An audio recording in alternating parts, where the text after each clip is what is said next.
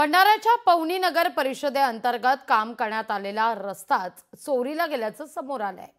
माहिती अधिकारांतर्गत ही धक्कादायक माहिती आता समोर येतेय। पाहूया हा अजब प्रकार।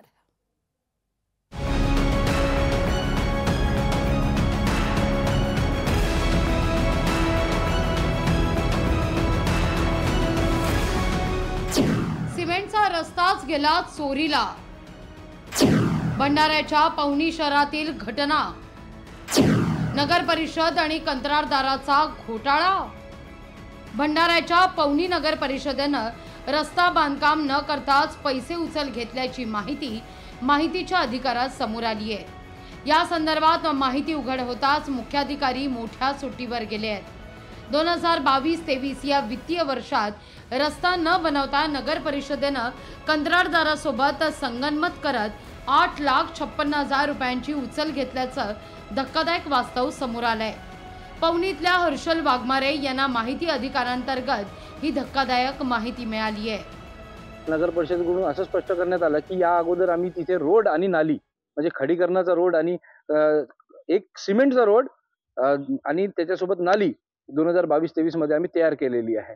आणि आता जेव्हा आम्ही बघतो की इथे प्रत्यक्षात ती नालीही नाही, तो रोडही नाही आणि पुन्हा 60 लाख रुपये खर्च करून याच्यावर पुन्हा एक नव्यानं रोड तयार करण्यात आलेला आहे।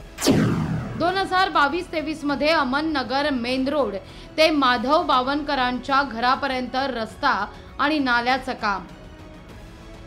2023-24 या वर्षात याच रस्त्यासाठी 53,51,000 रुपयांचा निधी खर्च। 2022-23 मध्ये दगडाचा एकही खडा या रस्त्यावर टाकण्यात आला नाही। नगर परिषद प्रशासनाचं कंत्राटदारासोबत संगनमत करून शासनाच्या तिजोरीवर डल्ला। 6 महिन्यांपूर्वीच रस्त्याचं बांधकाम आणि रस्त्याला भेगा।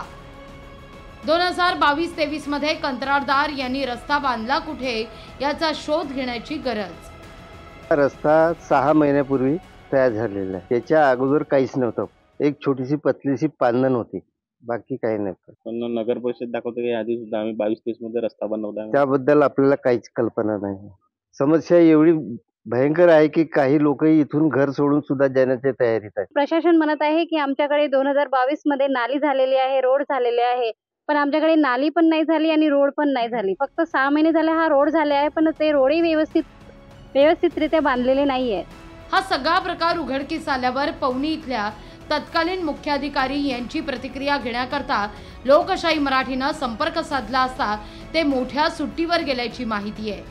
त्याचबरोबर या संदर्भात संपूर्ण माहिती बांधकाम विभागाचे अधिकारी देतील असं सांगितलं जात असलं तरी बांधकाम विभागाचे अधिकारी देखील या संदर्भात उत्तर देण्यास टाळाटाळ करतायत। या संपूर्ण प्रकारामध्ये नगर परिषदेनं रस्ताच गिळंकृत केल्याची चर्चा जोर धरतीये।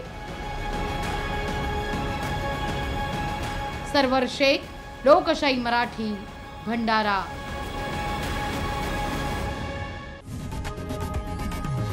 लोकशाही मराठी ऐका, पहा, जागरूक रहा।